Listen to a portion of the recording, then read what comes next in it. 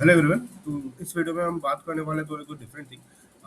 अब इस चैनल में मैं ज़्यादा पुराना चैनल नहीं है, तो मैं normally tips and tricks share करता हूँ आईपीएस एसओ आईटी को लेके एंड जो इक्विवेलेंट एग्जाम्स होते हैं आईटी का फील्ड में। तो मैंने एग्जाम्स क्रैक किया था और मुझे एक बैंक पे एलोकेट हुआ था आईपीएस एसओ में। आरआरबी एसओ स्केल 2 में मेरा फाइनल में नाम मेरा नहीं आया, ठीक है। और अभी मैंने एसबीआई एसओ दिया तो उसमें मेरा इंटरव्यू में मतलब उसके बाद फिर नहीं आया। बट थिंग इज दैट मेरे जब आरबी आईबीएस एसओ आईटी का रिजल्ट आता है, रिजल्ट आने से पहले मैं तो उत्सुक था इसके लेके। बट उसके साथ साथ जब रिजल्ट आता है तब थोड़ा सिचुएशन पलट गया और मैंने ज्वाइन ना करने का फैसला लिया। मैंने तो ऑफर को डिक्लाइन कर दिया था, ठीक है। मैं कंफ्यूजन में था बहुत, नो डाउट। और इसका डीवी डेट भी ज़्यादा, मतलब मेरे को 17 अप्रैल को अपॉइंटमेंट लेटर आया था बाई ईमेल और 28 को डीवी था। तो डीवी तो मैं करा नहीं, क्या था 10 दिन में क्या डिसाइड करूँ। उसके बाद मैंने अच्छे से सोच समझ के डिसाइड किया एंड आई डिक्लाइन। क्यों डिक्लाइन किया, क्या क्या देखते हैं आगे वाले वीडियो में मैं डिस्कस करने वाला हूँ। अब ये जो मैंने ऑफर को रिजेक्ट किया, ये कम्प्लीटली मेरा पर्सनल डिसीजन है गिवन माई प्रोफाइल। इससे आपको किसी भी तरीके से इन्फ्लुएंस नहीं होना। इससे इसका मतलब ये नहीं कि ये जॉब या ये प्रोफाइल खराब है। जॉब बहुत अच्छी जॉब है। तो पहले एक बार देख लेते हैं ऑफर लेटर मुझे क्या आया था, कैसे अपॉइंटमेंट लेटर दिखता है, क्या आपको भी थोड़ा आइडिया लगेगा, आपको थोड़ी मेरी मोटिवेशन भी हो, ठीक है। उसके बारे में फिर बात करेंगे कि मैंने क्यों उसको डिक्लाइन किया, क्यों मैंने ज्वाइन नहीं किया, दूसरा क्या सर्विस मुझे मिला था एंड मैं अभी क्या कर रहा हूँ, ओके। तो हेलो एवरीवन। तो बेसिकली ये वो है मेरी ऑफर लेटर थी यूको बैंक की तरफ से। ये देख रहे हो, इसका डेट है 17/4/2025। मतलब सीआरपी, ये जो 2025-26 वाला रिक्रूटमेंट था, सीआरपी 14 था, उसमें मेरा सिलेक्शन होता और यूको बैंक का ऑफर लेटर था। ये ईमेल पे आया हुआ था। आपको एक पोस्ट पे भी आपको एक मतलब बाई पोस्ट आपको एक फिजिकल मिलेगा, उसमें एचआर का स्टैम्प और सील भी होता है, ठीक है।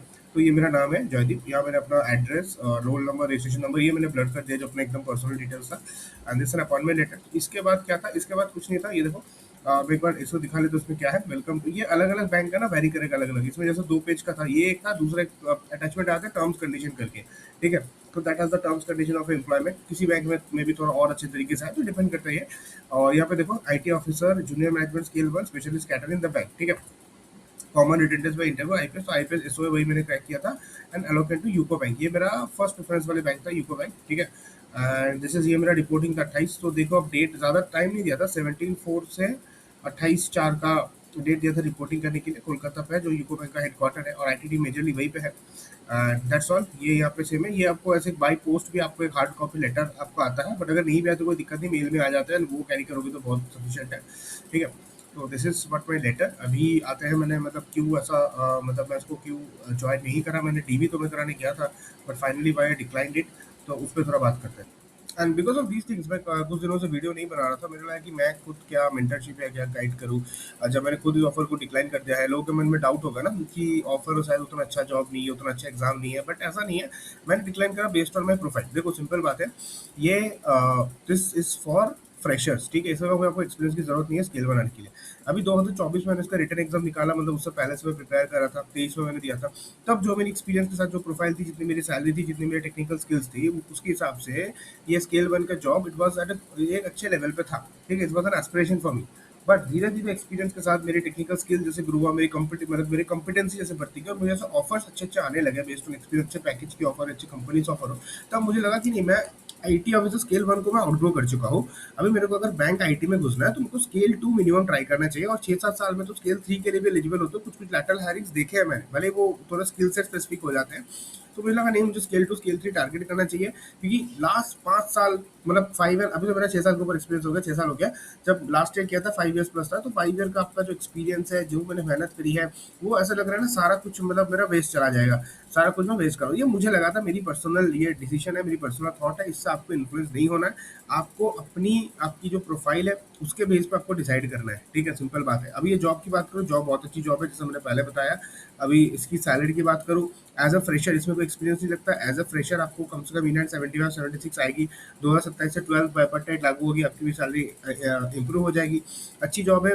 पीओ या दूसरे बैंक के फील्ड वर्क इसमें बिल्कुल नहीं है। और आईटी जॉब है, स्टेबल जॉब है, डेस्क जॉब है। और अगर आप कोडिंग वगैरह जॉब भी आप करते हो तो मतलब इस बैंक में आके तो फ्यूचर में मे बी आपका कॉर्पोरेट और आईटी वाला जो फील्ड है वो भी मे बी खुला रहेगा आपका। तो खैर, इसके बारे में बाद में बात करते हैं। मेरा मतलब लेट्स अबाउट मी। तो मैंने क्यों किया, फिर मुझे ऑफर आया। हाँ, तो मुझे ऑफर आ रहे थे कुछ कंपनी से, ठीक है।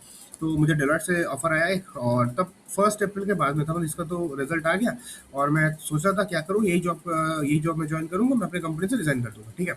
तो कंपनी से रिजाइन मैं सोच रहा था करने का, थोड़ा खराब लग रहा था क्योंकि आप एक यूज टू हो एक चीज़ में, एक लाइफ में हैबिटेड हो गया। बट फिर उसके बाद मेरे को ऑफर है one of the from Deloitte से, ठीक है। जो डेलॉइट का जो ऑफर है, I really like the offer, offer काफ़ी अच्छा था।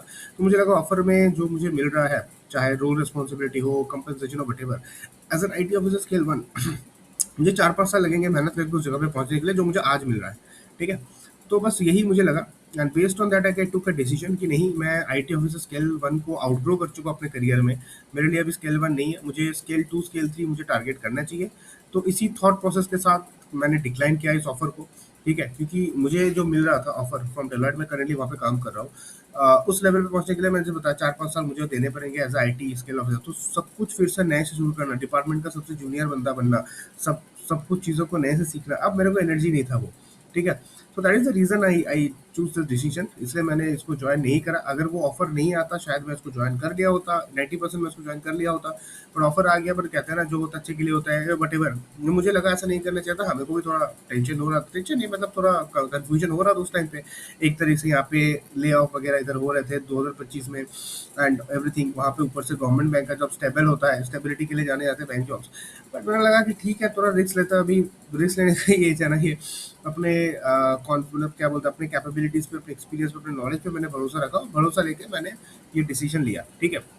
अभी आपको क्या करना है, तो सिंपल बात है, फ्रेशर्स के लिए one of the best job है ये IT में, ठीक है। क्योंकि आपको इन हैंड 76-77 के का आपको सैलरी मिलेगा अगर अब इस साल आप क्रैक करते हो। अभी क्रैक करोगे, आपका ज्वाइनिंग मान लो अगले साल अप्रैल में 2027 में आपकी ज्वाइनिंग होनी है, तब उतना सैलरी होगी 76-77 इन हैंड आपको सैलरी मिलेगी एज अ फ्रेशर। कुछ अच्छे लेवल के टेक कंपनीज छोड़ के आपको कोई, जो जितने बड़े बड़े सर्विस बेस्ड कंपनी, कोई इतनी सैलरी नहीं देती, सिंपल बात है, right. Not just as fresher, अगर आपकी कम एक्सपीरियंस है, 2 साल 3 साल कम एक्सपीरियंस, अभी वो 4 लाख 5 लाख में फंसे हुए हो या अनएम्प्लॉयड हो, तब तो है ही, तब तो कोई बात ही नहीं है।